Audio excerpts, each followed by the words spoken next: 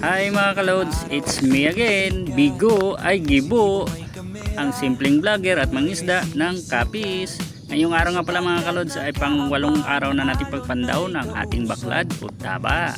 Medyo may kadiliman pa nang kami umalis ng bahay at pagdating nga namin ng baklad ay daming nga na namang mga kahoy o basurang nakapasok. Kaya ating itong hinawanan.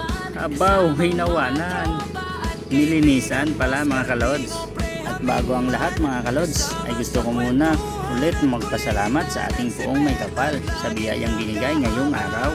Ito ang makuha natin mga kalods, ilang pirasong kilo, isaw at alimasag na amin ng pinagpilian para maibenta para sa ganun na naman mayroon tayong kita at mapanggasolina.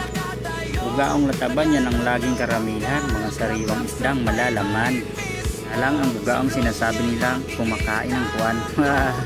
Pero sa totoo lang, pag malaki yan din ang paborito ko, lalo na ihawin o sabaw dahil ang kadalasan yan ang isdang bihuran o aligihan.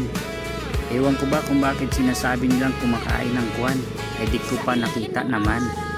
Ilang pirasong hipon kalantugas pinasok ko na sa timba at ito'y iulam ko na lang. Pitik-pitik o pitik-pitikan.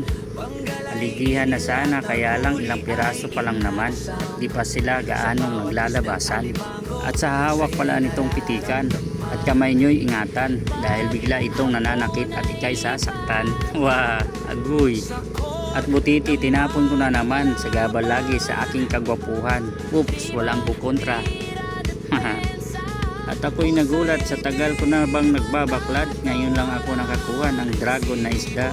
At she said, I am a dragon chef. Bullshit, plastic. Kaya hanggang dito na muna, kayo na bahala.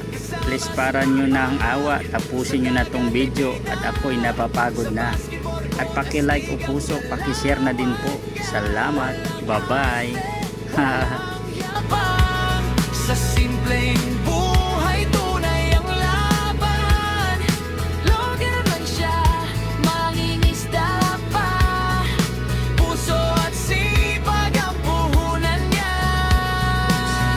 Simeon o Coro, kwento inspirasyon.